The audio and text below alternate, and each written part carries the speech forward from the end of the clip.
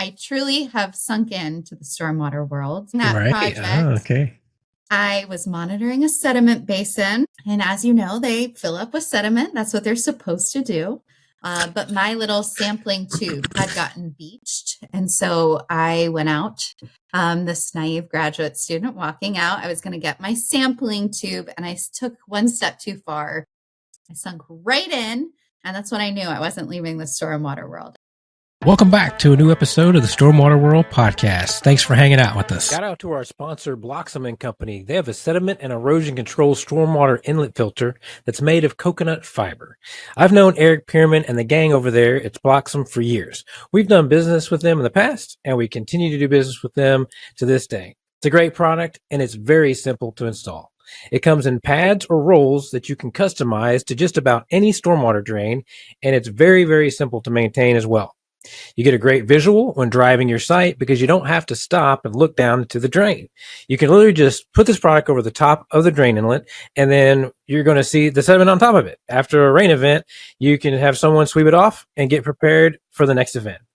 They also offer a free sample, so make sure to check them out. You can go to bloxam.com, that's BLOCKSOM.com, or you can contact them at 219-363-0206, or shoot Eric an email at eric.pierman, that's PEARMAN, at bloxam.com. He can answer any of your questions you may have, as well as let you know where the closest distributor is in your area. Thanks. Let's get back to the episode. Hey, everybody. Welcome back to a new episode of the Stormwater World podcast. I'm very, very excited today. I've got an excellent guest for us today, this afternoon. And you guys have probably heard me say this before, and I'll say it again. It's always worth the chase. I've only been trying to get Dr. Schussler on this podcast for, 2 years. But hey, persistence pays. So let me introduce Dr. Jaime Schussler of the Schussler Stormwater Lab. And she is an assistant professor in the School of Civil and Environmental Engineering at Oklahoma State University. She's a proud alumna of the University Stormwater Research Facility, where she first, quote unquote, sunk into stormwater research. The Schussler Stormwater Lab aims to find implementable solutions to manage increased stormwater runoff and sediment loads from construction, urban, and agricultural sites. Welcome to the podcast, Jaime. Dr. Schussler, how are you? I'm great, and I think Jaime is perfect to be on the Stormwater World podcast. I'm excited to be here. Good. I'm excited to have you. I'm glad you finally made it. We have a lot to talk about. I always give everybody, an opportunity to let me know what they want to talk about, and you definitely provided me with a little bit of an agenda, some things we need to discuss. But you also let me know that this is your second time on a podcast, and that your first time was regarding the world's largest slip and slide. That's right. Yes. Yeah. So, that 2-year pursuit, I have been in high demand for podcasts. No, totally joking.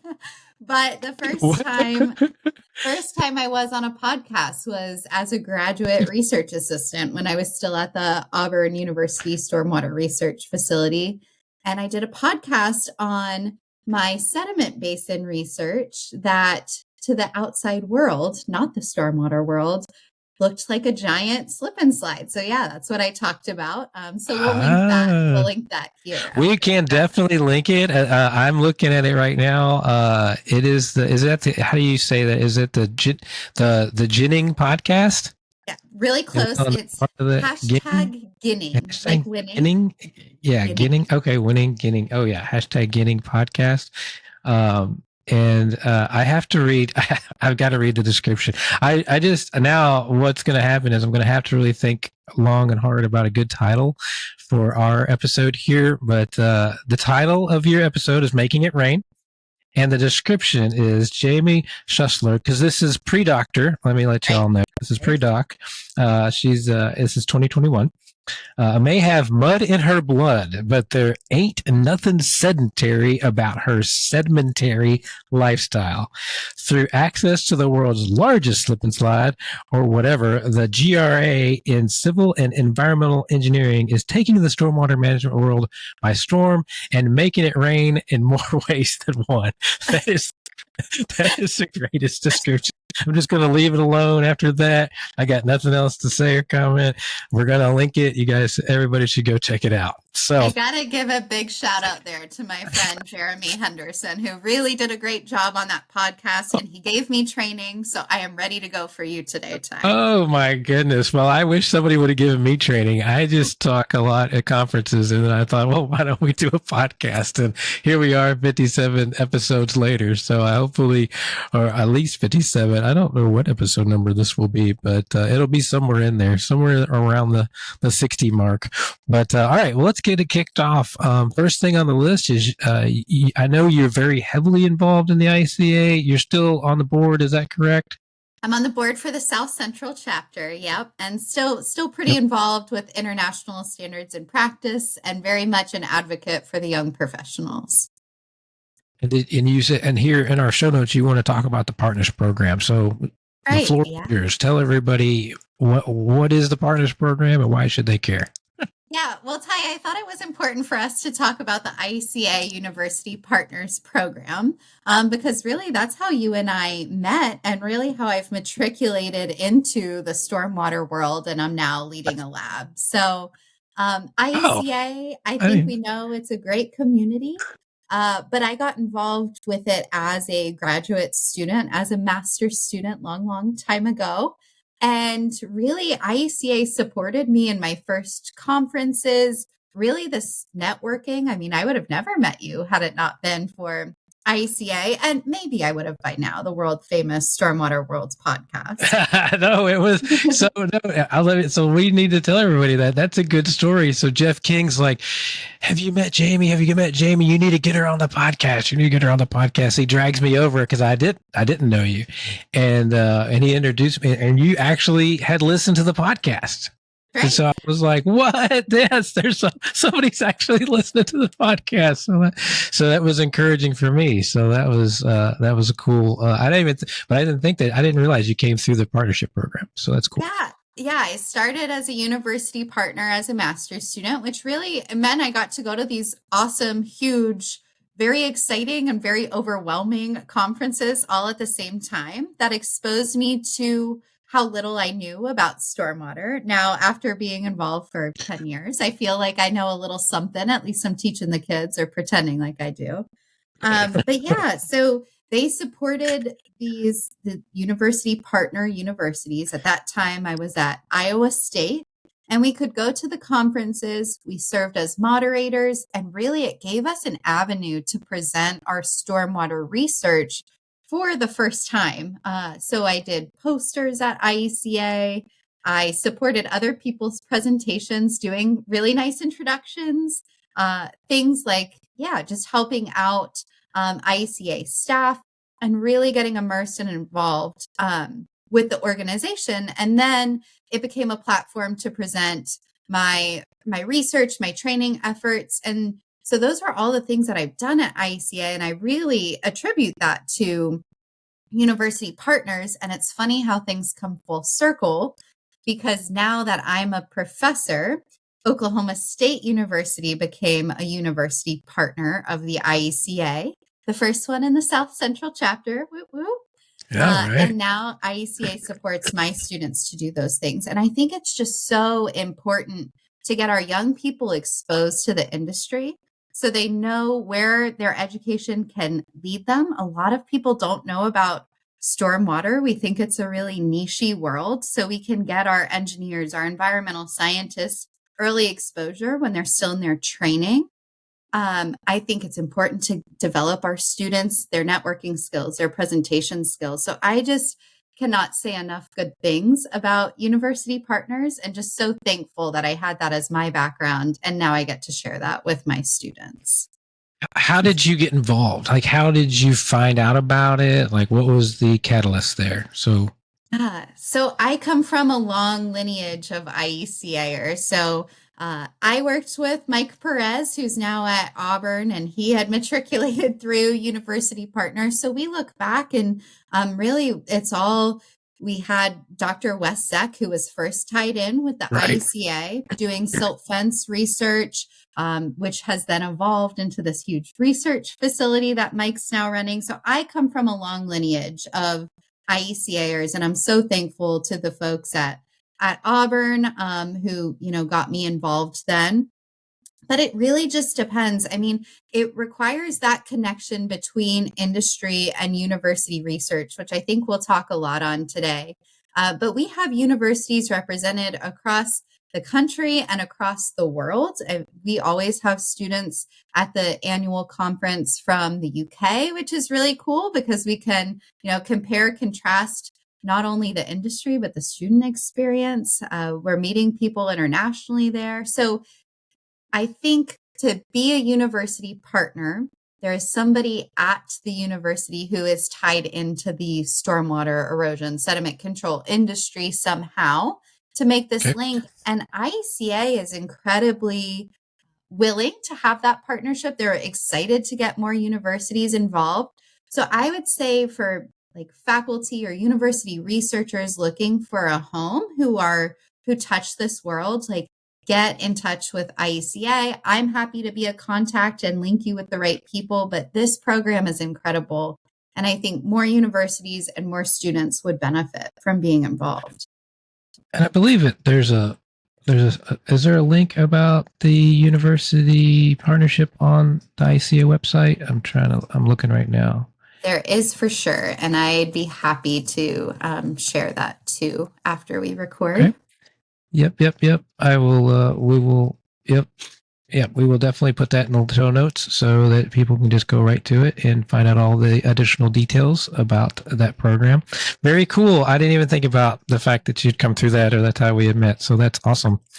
So then, is there anything else about the program that we missed?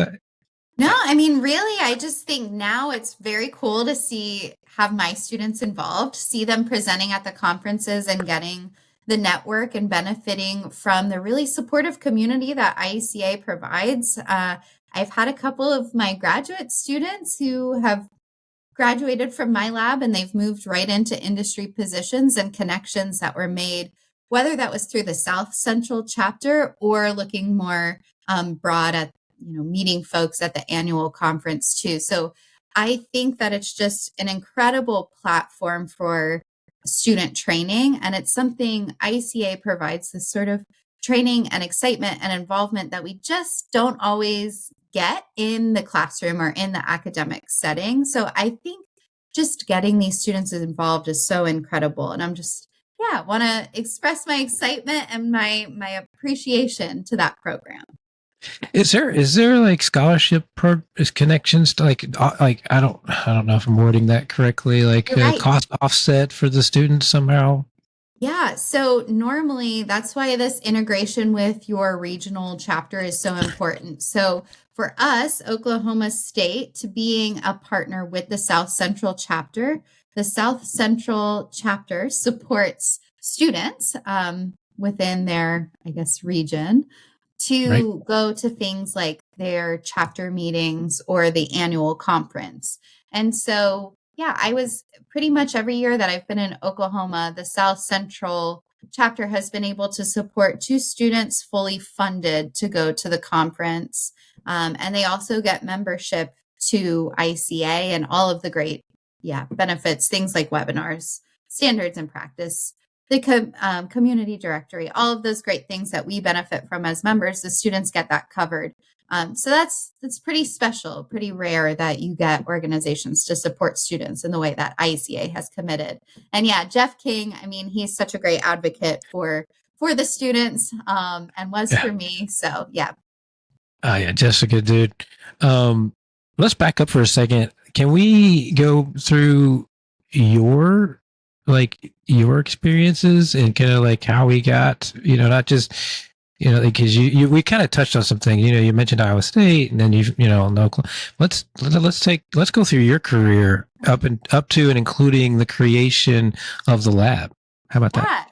Yeah, I'd be happy to walk you through that because I've gotten so many opportunities that I didn't know existed, and I didn't know the stormwater world existed, and now it is my whole world. So when I was coming out of undergrad, I had done just a little bit of undergrad research, and I was kind of in between. I was like, I really like this soil water world. I felt like I was going to have to commit one direction or the other.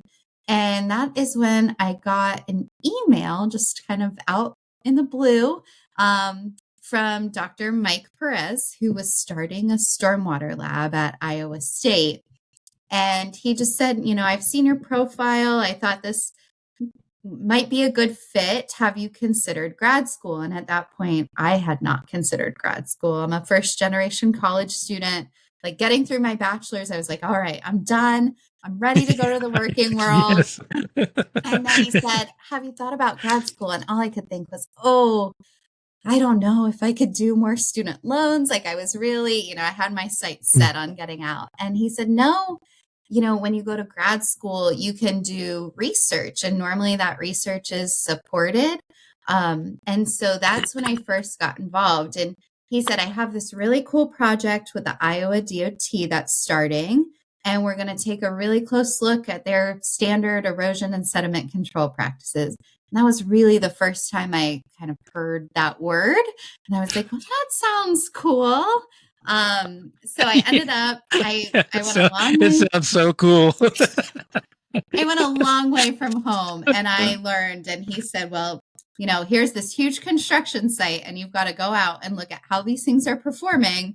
And we all know you can't just look at how things perform in the dry weather. You've got to get out there when it's raining and all sorts of stuff. So that project, I had a really great technical advisory committee from the DOT who were happy to help educate me, but also support. And so we looked at all sorts of things: ditch checks, silt fence, rock, wattle, perimeter controls. I was monitoring a sediment basin, which, fun fact, I truly have sunk into the stormwater world. During that project, I was monitoring a sediment basin. And as you know, they fill up with sediment. That's what they're supposed to do. But my little sampling tube had gotten beached. And so I went out, this naive graduate student walking out. I was going to get my sampling tube and I took one step too far. I sunk right in. And that's when I knew I wasn't leaving the stormwater world. I was stuck in a sediment basin for just a short period of time. When you say short period of time, like you need to go ahead and clarify that. Like we're probably a lot longer than you would have preferred. How long is a short period of time? I mean, it was actively raining. I was out, and my site was an hour and a half, 2 hours from campus, and it was raining. Not a lot of construction or folks going on, around. So I was in there, I would say about an hour, 45 minutes. I got up to my chest. Oh my gosh.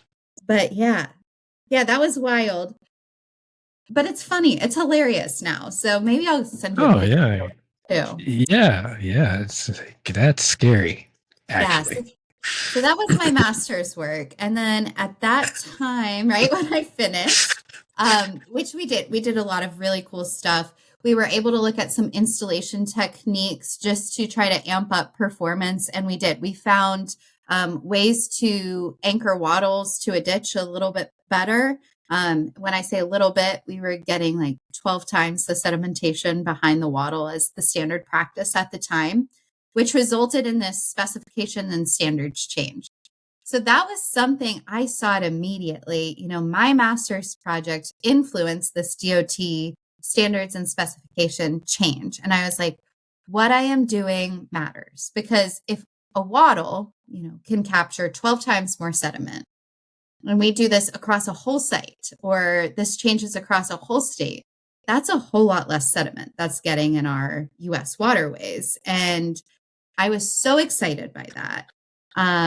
That Mike was talking to me and he was like, so what are you thinking? Maybe a PhD, like you really like this stuff. And I felt like I was getting my feet under me. I started to understand the stormwater world little bit better. And I just wasn't done learning. And I said, I would love a PhD, love to get a PhD. And he was transitioning at that time, his lab from Iowa State to Auburn. And I think we know from this podcast that Auburn has a pretty incredible and unique facility. And so it was a no-brainer to get a PhD there. Can we go back for a second? Did you say that the 12X was based on an installation change? It was an installation change. So at the time when we were doing our research, the Iowa DOT had their standard wattle or filter sock or sausage, whatever you call it in your state. They'd throw that thing across the channel, and then they'd do staking directly through it. So basically piercing through the wattle into the ground. But what we were seeing in these high flow events is they become buoyant because that natural fiber inside is so light. They'd lift. And so we'd see a lot of patterns of undercutting. And not only that, when you go to stake through a brand new product, that you're the first person that's causing a little bit of that, degradation, that breakdown. And so we started thinking, like, what are other staking patterns that we could use? We looked around the country to try to see, like, what are other places doing? What's best practice? And so what we ended up with was putting a natural fiber underlay, knowing it was going to be in the channel. Sometimes we forget to pick things up. We just had, and it's basically like a erosion control blanket or a natural fiber underlay is what we were calling it. A small section laid across the channel that was pinned down with sawed staples.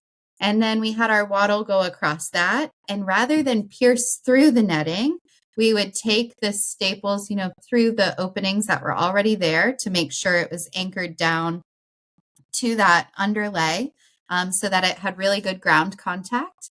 And then we did that A-frame style staking. And what that did is you basically created an X at the top of it, and it kept the pressure down on the wattle so it couldn't become buoyant.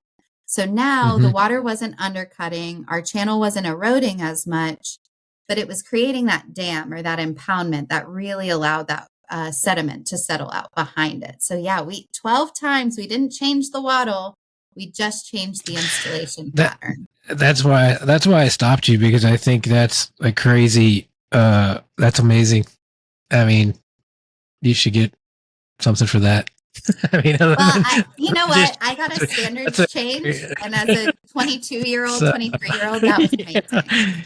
Yeah, I mean, because that's everybody's trying to create the next greatest thing, and you're like, oh yeah, we could just install it correctly. Well, we're just going to call it what it is. We're just going to install it correctly. Like, this is the new way. This is not just the new way now, but the correct way to install it based on, like, looking at it. Man, that kudos to you and your team. And or just was that a solo project? Was that just you staring at it, or did you have some help? Or research is really funny. So normally there's a PI. So Dr. Perez, Mike was the PI on that. Co-PI, there was Dr. Borchetin. He was a specialist in more of the geotechnical side of things, so really well versed in soils and that side of the world. And then, I was the GRA, or the grad research assistant, on it. So it took a lot of, talking, getting some ideas. And we had looked to other places what had been lab tested and was performing well, but things hadn't been evaluated in the field. And those are two very different things, we learned. So it was really awesome and really motivating to want to keep doing that kind of work. Well, congratulations. Sorry to stop you on that point, but you kind of just said it like it was no big deal. And I'm like, wait, stop. Our marketing agency, we represent a lot of manufacturers of a lot of different things, and everybody's trying to create the next greatest thing for stormwater. And you got a 12X improvement by a change in how you installed the product. So that's right. awesome. Yeah. And I think that's a big thing, and where I see university research fitting in. I mean, we're in this world that a lot of times it's just tradition or rules of thumb that we've always followed, but sometimes we don't have the data to back it up. And so we're pretty good at collecting data on the university side of things. And so I think that's a really special partnership between universities and industry, and something that I think is really important. It's very much valued, at least at OSU, which OSU is a land grant school, just like Auburn, Iowa State, WVU, like a lot of our university programs are. And so, yeah, I think that that's just a natural fit, is trying to give implementable, and that's what we say our lab is, implementable improvements to make a difference in the environment. Got it. So I stopped you at PhD. So you're going to pursue your PhD. I pursued my PhD. Yeah, I did work on the world's largest slip and slide. Was looking pretty much solely at detention practices. So again, that project still funded through the Iowa DOT. Now, I was doing this at Auburn. Auburn's in Alabama, so that's, quite a difference. One of my favorite fun facts of that project is we had a sediment basin, and it was sized for just about an acre of runoff, or an acre drainage area, and would capture the runoff from that area. And we wanted it to be representative of conditions that they experienced in Iowa. So that took a lot of calculations to figure out what is the volume of runoff, what is the sediment load we expect, but also we needed to use soils that they would encounter in Iowa on construction sites. And so we actually had 5 tractor trailer loads of Iowa soil shipped to Alabama, right off the construction site I was working on as a master's student to do my sediment basin research. And sediment basins, again, we were looking at installation techniques. So what would happen if we swapped out a traditional riser pipe for a skimmer? What would happen if we had coir flow baffles to spread that flow and prevent short circuiting? What about a forebay just by a rock check dam, and then adding flocculant, chemical flocculant as well? And so all of the things that we were focusing on were really these non-proprietary type practices that, just there's a lot of options out there. We weren't working with a specific product. We wanted things that you could source from a lot of different places and really just look at installation improvements. So that was really cool. And with just the physical improvements, which we called most feasible and effective. So that was kind of guided by our advisory committee at the DOT. We had put in a rock check dam to create a forebay that would allow the rapidly settable or those really heavy sands to drop out. The rest of the flow would enter in the sediment basin. And then that was lined, so it was stabilized, a geotextile liner, and it had a skimmer to dewater. And with that, we were able to capture just about 95% of the sediment that was introduced. And then when we added that flocculant, it was almost like that sugar on top or cherry on top. We were able to increase retention to 98%. So we were able to capture 98% of the sediment that was introduced in the sediment basin. And this was huge. People will say, well, it's just a 3% increase. But when we think about what was being captured at that point, that flocculant really lets those small particles stick together. So things like clay, silt, the big agents for turbidity, now we're making those all stick together, come really big, heavy, they could settle from suspension. So while we would just increase sediment retention by 3%, that was by weight, clays and silts aren't as heavy as sands, we saw our turbidity drastically drop and in a much shorter detention time. So that was really cool. Again, now I'm a student, I'm seeing, okay, we've improved wattles, we've improved sediment basins. I think the world is my oyster. And I was really excited to keep doing this, but somebody told me I couldn't be a student forever. And so I said, okay, I'll be a professor then, and I'll get my students to try to figure out what the next best thing is. And so after graduating, I started the Schussler Stormwater Lab at OSU. Okay. And so when did it start? It was the last couple of years, right? Or Yeah, so I started at OSU August of 2022. And I think my first research student started January of 2023. So we're still pretty young, but I think nice. we're building and growing. So with what you were talking about, in regards to the research work, do you guys ever do? I mean, it's kind of tough because, like you said, you're not using specific products; you're using generalized product. Like I get that, and it's good. But like, do you guys ever do any kind of cost analysis, like what it, like some real world numbers as far as like at least some ballpark numbers, right? Yeah. Like it's not like you had a lot of different pieces of the puzzle in there, and then I feel like not everybody, they just like a lot of, they're just using one piece of that puzzle or maybe two and not four. And I don't know if it's a cost issue or lack of knowledge issue, or do you guys do any of that kind of stuff? Yeah, so I mean, I'm going to use the Waddle project as an example. Just that one's pretty Okay. easy to break down. I mean, Yeah. yeah, I told you the standard was a waddle with just stakes going through it. That's not a ton of material. And I'm telling you, okay, now I want to add an underlay. I want more stakes and I want to add some sod pins. And I mean, maybe that doesn't sound crazy for one waddle installation. The project we were on was going to have over 2,500 waddle installations over the life Mm-hmm. of the project. So, I mean, Right. surely you've got to look at that and add it up. Now, what we ended up doing for that one was coming up with a cost and then breaking that down per linear, per cubic foot of sediment retained. And so we were trying to look at this cost per cubic foot of sediment retained. When you're getting 12x sediment retained, your cost ends up working out, pretty nicely. But it's an upfront investment to stay in compliance and protect our waters. We realize when we're saying you need to improve installation with X, Y, and Z, that is adding cost. But what's really hard, and what I would say I haven't gotten a full handle on it, there are people who specialize in this, is looking at what is the environmental cost if we don't do it. So yeah, we can look at materials and say it's going to be a little bit more, but what are we saving on the back end? And there's this number, if you've seen me present, I throw it out there because it's almost laughable at this point, but there was an estimate. The last good estimate I know of that was done in 1995.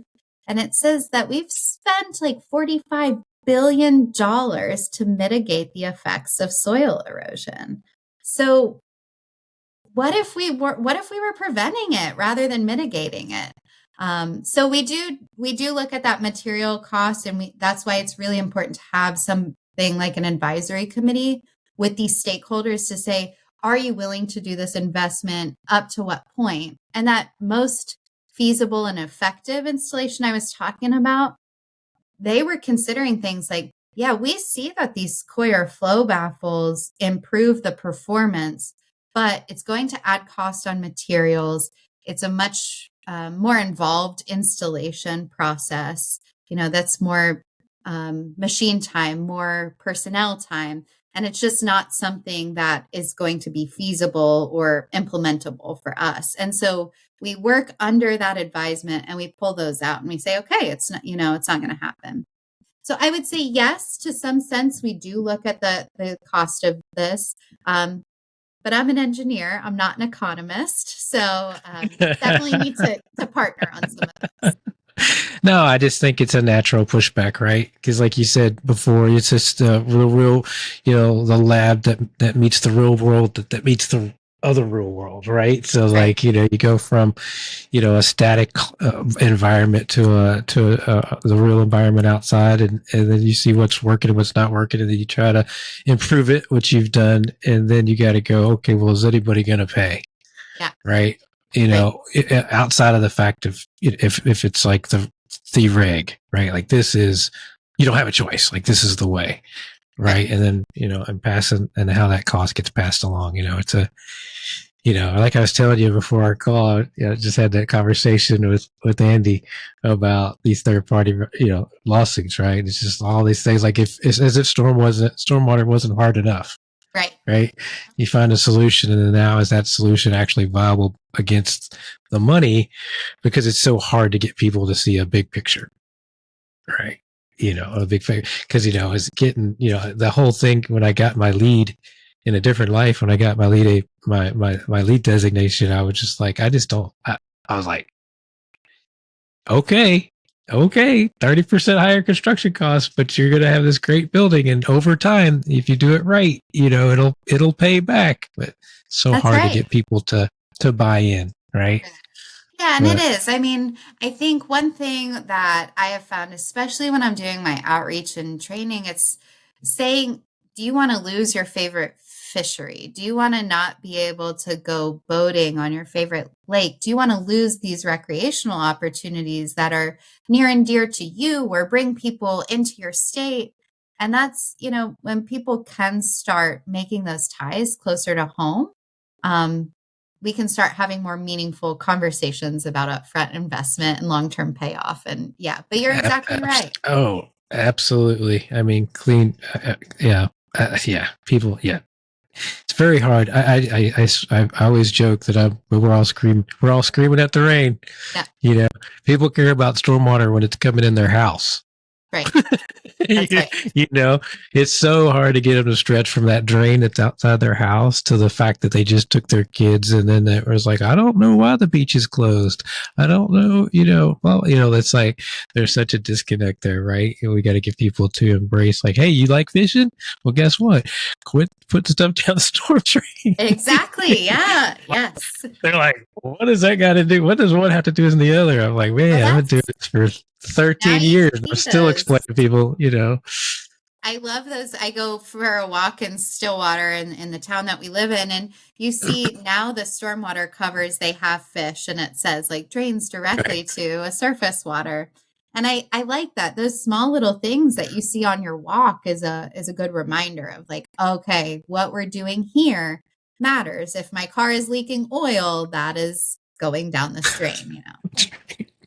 Exactly. Well, let's see. I think the next thing up is land grant mission. You have to explain it to me. We've got some notes here. Land grant mission, C4 demonstration event, LTAP training opportunities. I'm just going to let you unpack all of that. Yeah, so I love to just say, I think universities picture professors, especially like in the classroom or in the lab, and we do that. We do a lot of that. I mean, I'm teaching students hydrology, stormwater, hydraulics, all of the things. I'm in the lab. I am doing research, but also a lot of my time is spent doing outreach, and that's something that I love. What we call the land grant schools or the land grant missions are they're there to provide education. They're there to teach. They're there to provide relevant research and also training and outreach. Make these research results impactful and get them out to the users. And so, one of the things that I have really appreciated at OSU is some of the partnerships to do this training. And so, I have been involved with the C4 conference, which stands for Construction Contractor Compliance Conference, dubbed as C4. It rolls off the tongue a little easier. And that is through partnership with ODOT, so Oklahoma Department of Transportation, and Oklahoma Association of General Contractors. And what that is we bring in contractors, regulators, engineers, and they come to our facility, which is a USDA facility that it's 100 acres. It gravity feeds water to stormwater practices. So we have all the players, come in. We send out a big email of who wants to come do their product demonstrations. So people like Faircloth and Silt Saver, Applied Polymer Systems, American Excelsior, Triangular Silt Dike. I could go on and on. All of these people who I've met through IECA are now coming and supporting this training event for Yeah. practitioners in Oklahoma. And it's not just installing them or showing pictures at the booths at a conference. They are putting these practices in the ground, and we are running water and sediment to them and seeing, what is performing in low flows, high flows, what is helping us, capture sediment. We're getting people hands-on. They're installing their silt fence, and we're going to run water and see, is it good? Is it bad? Is it ugly? So I think that these events are so important to make best practice and research results translatable to the folks that are putting them in every single day. So that's one example of a training event. And that's pretty Oklahoma specific. I mean, we welcome anybody.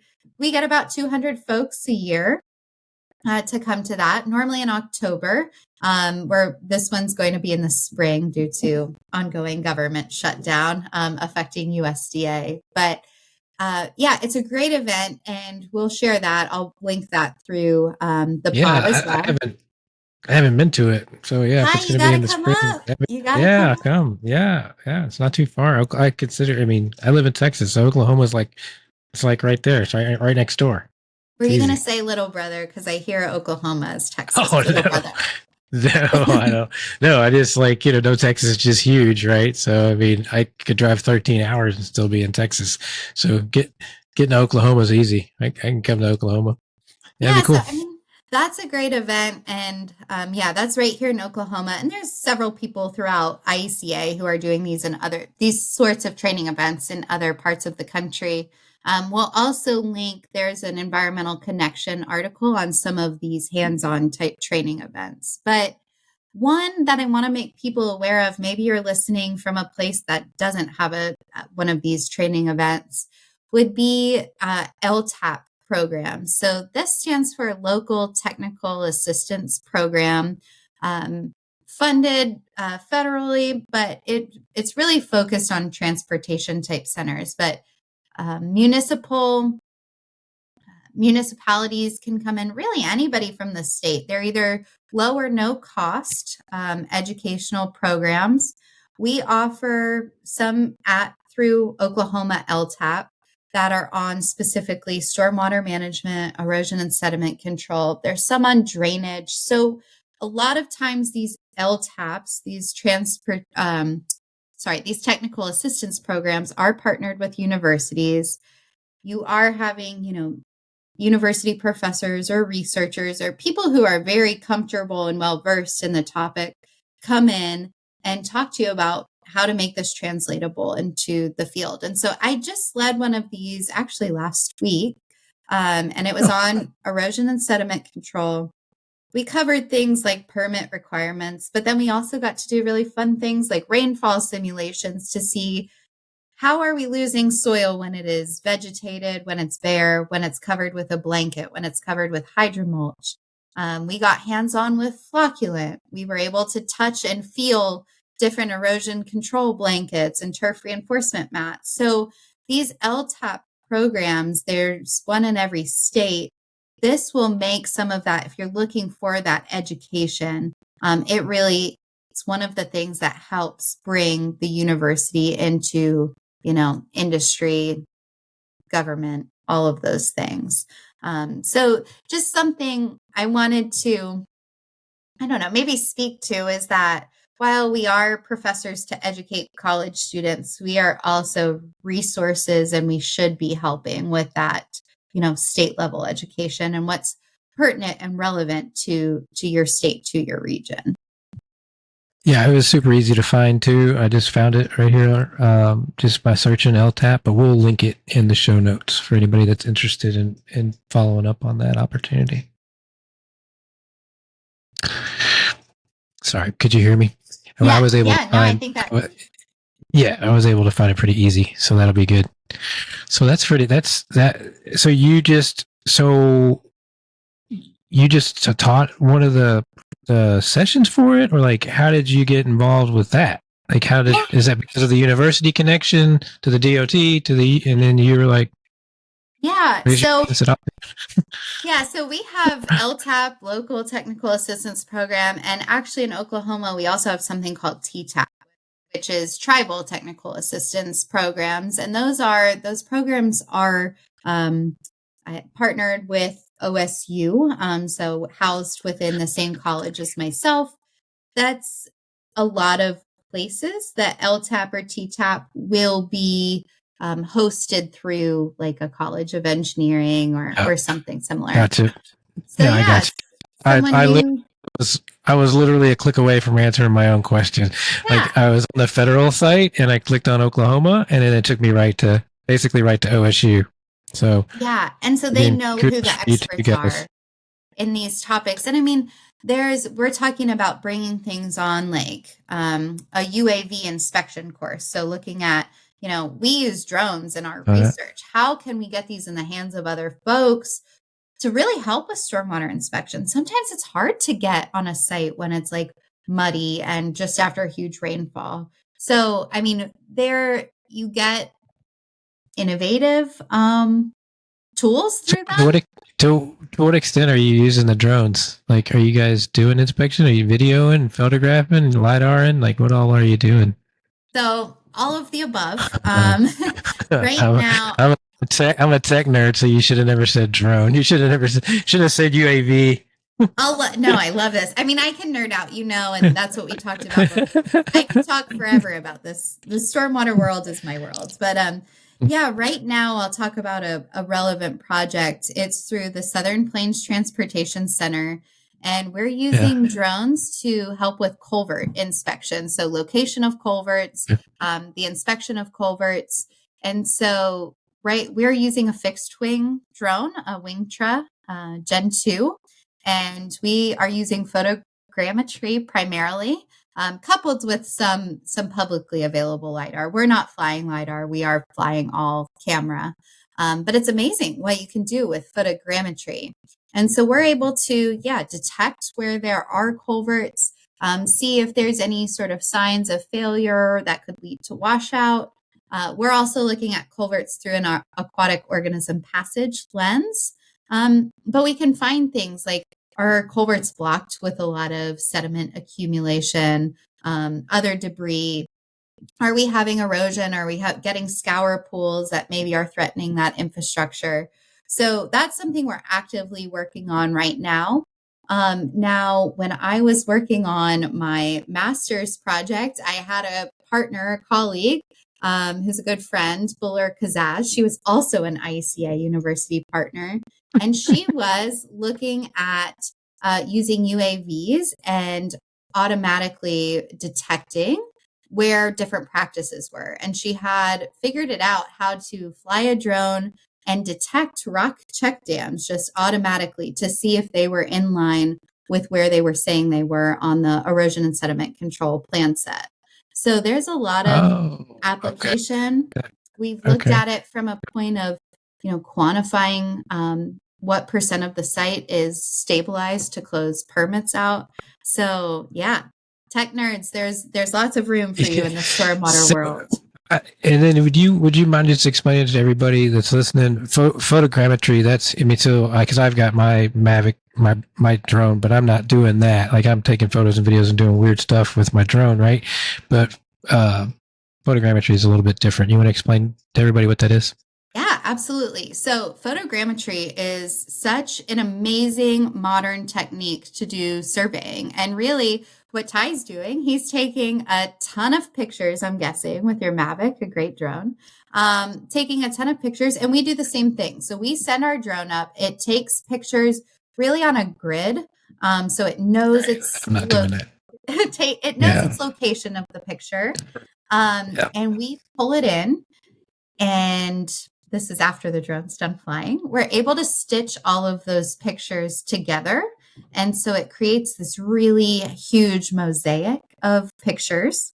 And we can tell it about a ground control point or a ground truth surveyed point, which has coordinates in space. So lat, long, elevation.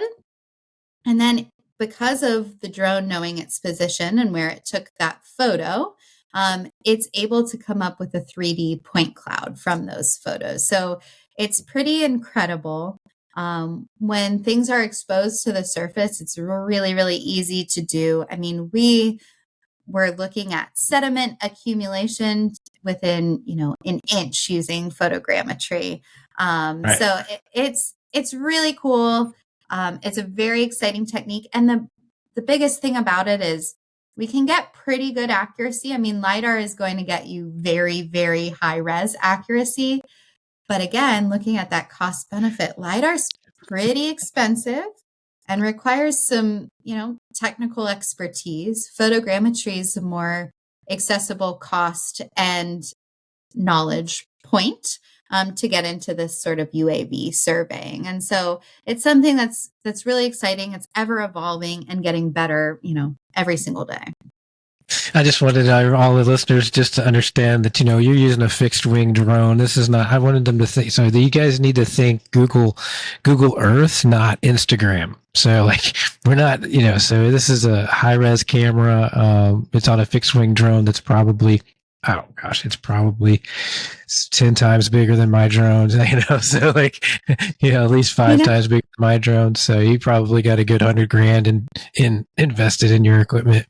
We've definitely, I mean, we went fixed wing because we wanted to be flying small watersheds, so it could go pretty far pretty quickly. Yeah. But you can use, that's so cool. You can use a multi-rotor drone. I mean, when we were doing the work in Iowa, that was, Buller was using a DJI Inspire 2. So you can use a smaller, you just got to think about how big, how far you're going. But yeah, when we're doing these small watersheds, we want to be able to cover some ground. So we did. It's fixed wings like small plane. Yeah. I'm assuming you guys are using your headset or no, because it's got to be getting out of visual range at some point, right? So are you guys using? Oklahoma's pretty flat, and yeah, you can see it pretty good. And it's a lot of prairie. So yeah, it would get me nervous if it was out of line of sight. But yeah, we have a great institute at OSU where they'll do the whole headset and the following. We haven't gone quite that far yet. I tell everybody I got to be able to see it. So. All right. Yeah. Well, I mean, then of course, then I guess if you guys are getting licenses, there's issues with that too. Like where you're supposed to be able to stay in visual content and whatnot for safety. But I don't know. All right. I don't want to keep going. Let's go back to because I'll start talking about that forever. I love that stuff. I was gonna say, make sure you're Part 107 compliant. That's my exactly. Yeah. That's a caveat. Yeah. Read all that. If you don't know about Part 107, quit flying your drone out there. Also, I know about it. Anyways, I won't tell them myself. Let's wrap up with grants. Let's talk about some grants you got in here. So EPA, Great Plains Stormwater Center of Excellence. Like, what were your thoughts that you wanted to share with everybody on grant opportunities? Yeah, I love that. I want to go out with a bang and just talk about how, we can look at things federally, regionally, all the way across the board. But something that's really exciting that's going on right now is the EPA named some stormwater centers of excellence. And depending on who you ask, these things have been in the works for a long time. But basically, the EPA wanted to establish these stormwater centers of excellence to provide research, training, technical assistance. And so there were 4 named across the country last year. And one of the ones named was the Great Plains Stormwater Center of Excellence. And so there's a consortium of universities working on it, one of those being OSU. It's being led out of OU, but we also have partners at Kansas State, Langston, and Pawnee Nation College. But the Stormwater Center of Excellence is to serve the Great Plains. So not just Oklahoma, not just Kansas, but we have it stretching all the way from, Texas up to Montana. And we've got this we always joke, Iowa's our little piece that's sticking on, depending on who you ask, it's Plains or Midwest, but it's considered in our jurisdiction. And so we're doing some really exciting research efforts through that. I can link a webinar to this too, Ty, but one thing that my group is doing, the Schussler Stormwater Lab is looking at green stormwater infrastructure forensics. So looking at these mature green stormwater infrastructure systems that are treating runoff and stormwater quality through natural processes like infiltration, evapotranspiration. So all of the good things, they're beautiful, they're planted. And there's been research done on them in young phases saying how effective they are for pollutant removal or peak flow reduction. But there's a big gap when it comes to how these systems mature and what is their longevity and maintenance requirements. So my group's stepping in. We're going to be leading that effort, but there's a lot of cool things that's going to come out of the Great Plains Stormwater Center of Excellence. Things like smart stormwater. There's going to be some GIS tools for green stormwater infrastructure placement. We're going to be doing a peer cities program, so partnering cities across this region to try to do like lessons learned and bounce ideas and manuals and all those things. So I actually suggested to the team, the Stormwater Center of Excellence team, that they reach out to do a podcast with you on that. But I just wanted to give a little blip of something that was exciting and coming down the line.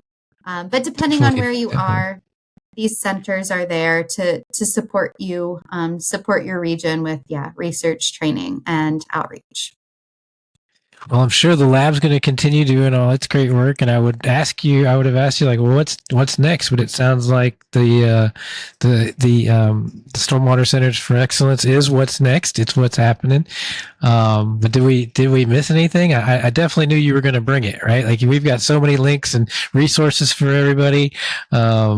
What did we possibly miss today? I think this is a good starting point, and 2 years from now, maybe we'll be reporting on the outcomes of that research. But one thing I would just say is keep your eyes open for the C4 invitation that's going to come out for spring 2026. But we're excited to be doing relevant, implementable work for this Great Plains or South Central region. Relevant and implementable. Sounds like a T-shirt to me for Schussler's Labs. Yeah. Jaime, thank you so much for your time. I know you're super busy, so thanks for sitting down and talking with me today. Yeah, thanks for having me, Ty. This was awesome. That's it. That's the pod. Thanks, everybody. Thanks for listening to this episode of the Stormwater World Podcast, and a big thank you to our sponsor, Bloxam & Company, home of the coconut fiber stormwater inlet filter that is super easy to install and maintain. Make sure you go check them out. That's Bloxam & Company. You can check them out at bloxam.com. That's BLOCKSOM.com. And we'll see you on the next episode.